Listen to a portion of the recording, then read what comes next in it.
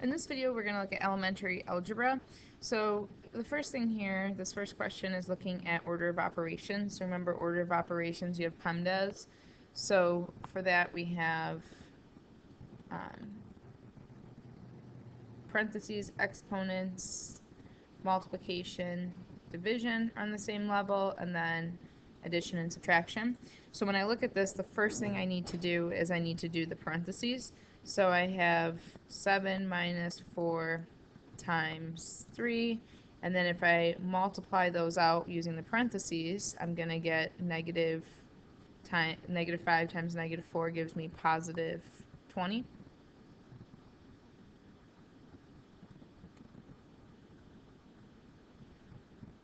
So then from here, what I need to do is I need to actually go through and look at the next step. So I have multiplication and division are going to come next. So I'm going to actually multiply these. So I have 7 minus 12 plus 20.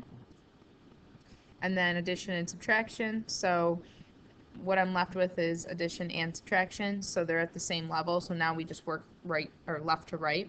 So 7 minus 12 is going to give me negative 5. Keep the plus 20. Negative 5 plus 20 is going to give me 15. So our answer for this one would be choice B. The next one here, we have radicals. So whenever you multiply radicals, you just multiply what's underneath.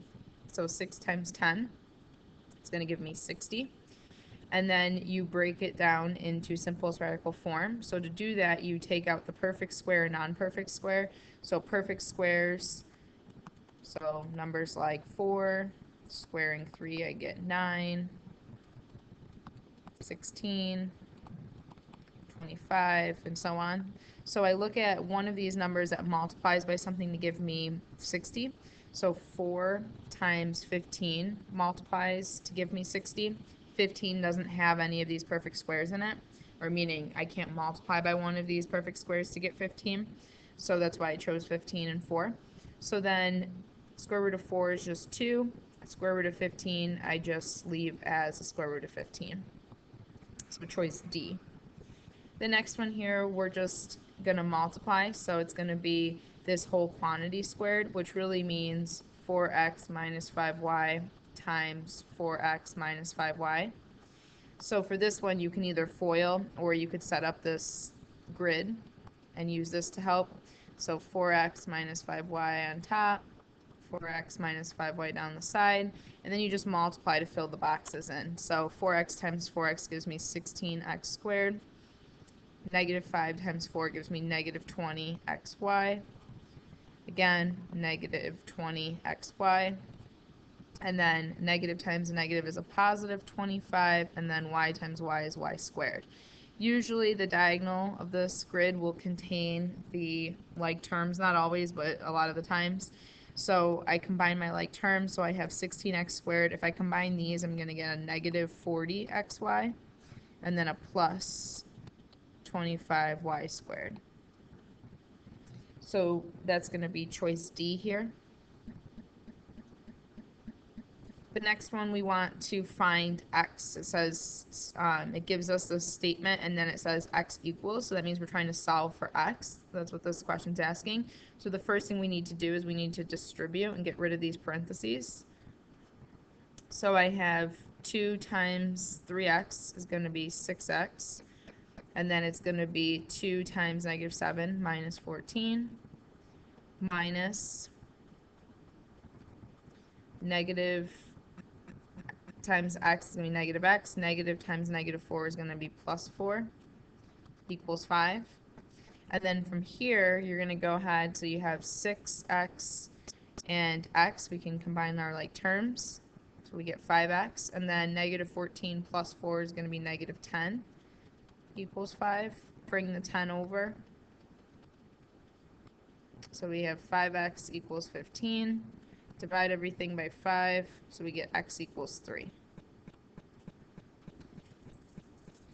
And then the next one here, we are using our exponent rules. So to kind of refresh your memory for exponent rules, when you're multiplying like bases, so multiplying like bases, what you do is you keep the base and then add the exponents. If you're dividing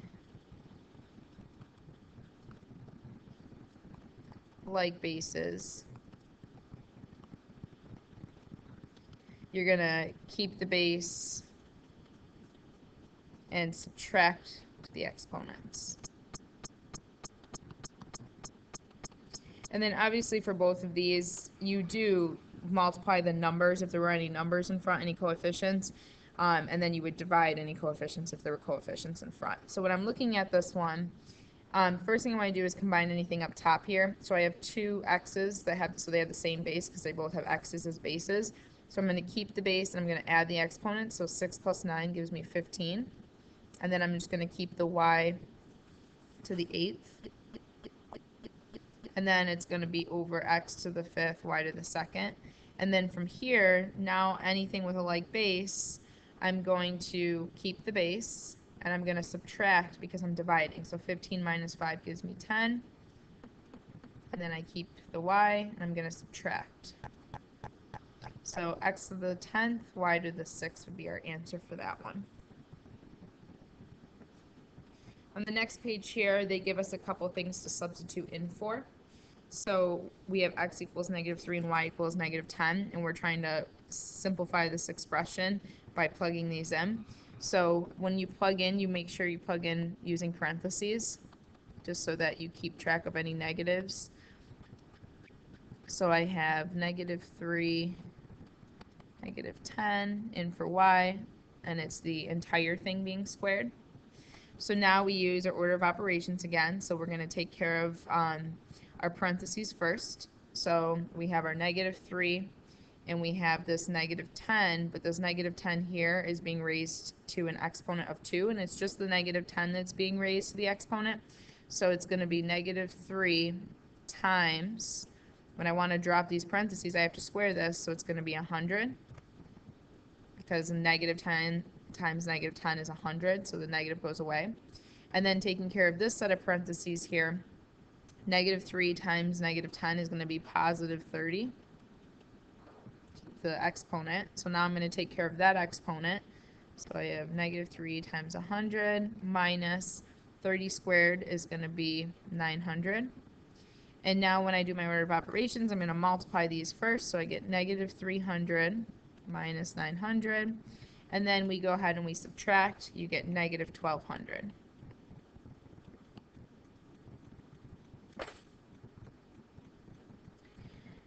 This next one's just using our words to represent math. So the product means to multiply of 4 and the quantity x less 6.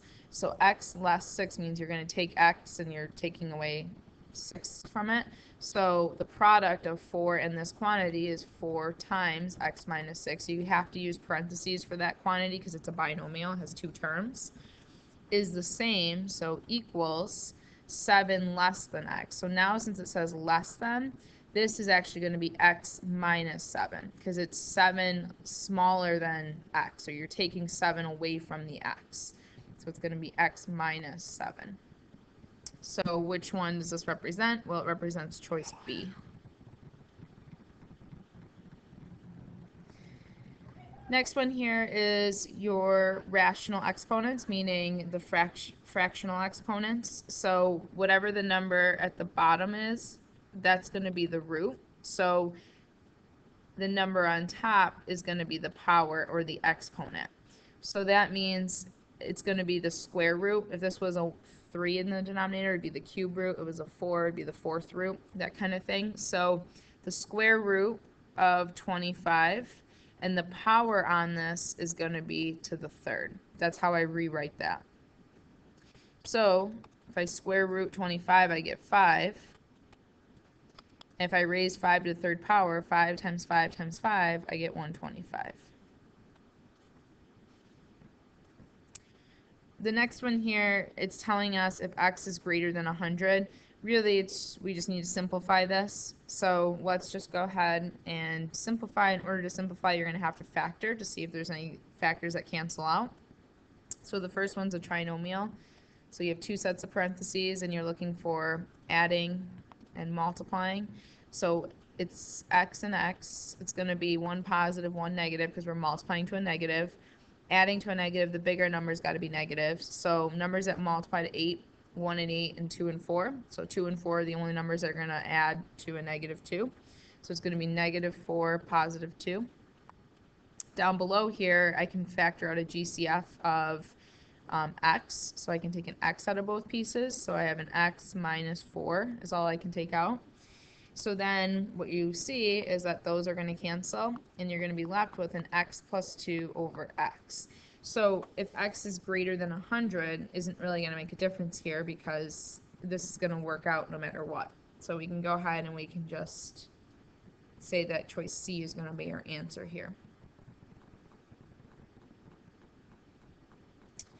Number 10, an apple costs 45 cents and a pear costs 55 cents. The total cost, so the total cost means you're going to have to do 45 cents times however many apples you have plus 55 cents times however many pears you have. We have x apples and y pears, so it's going to be 45 cents times the number of apples. So this is going to be the cost plus 55 cents times the number of pears is y. So we add these up. So we have choice B represents this expression. All right, so two more to go. This next one is just an inequality, so we're just solving it. When you solve inequalities, the only rule that you have to remember is if you multiply or divide by a negative, you have to flip the sign. So if you multiply or divide by a negative number, flip the inequality sign. Otherwise, it's just like solving the equation. So I'm going to go ahead over here and write that. So 40 minus 2/5 x is greater than or equal to 36. So bring the 40 over. So we have negative 2/5 x greater than or equal to 36 minus 40. So we get negative 4. And now what I want to do is I want to get x by itself. So if I multiply both sides by the reciprocal of this, that'll get rid of that fraction. The other option is you can multiply everything by 5 first to clear the denominator of this, or you could divide everything by negative 2/5. It's basically when you're dividing fractions, you keep the first fraction, change it to multiplication, and then flip the other one. I'm just kind of doing all that in one step. So if I multiply both sides by the reciprocal, which means the flip of it,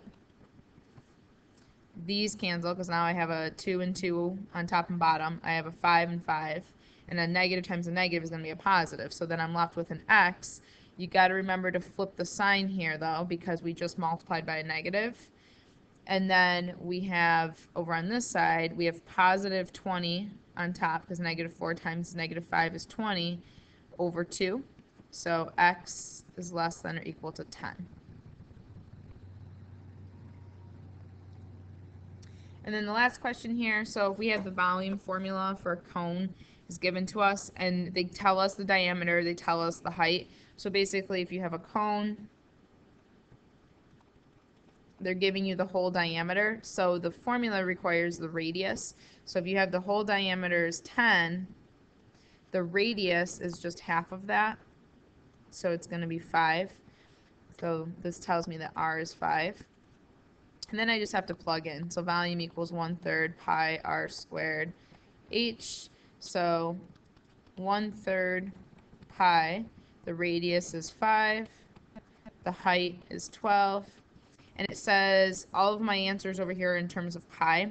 So what that means is I'm not going to use pi when I multiply. I'm just going to kind of keep it in terms of pi. So I'm going to multiply all this other stuff though.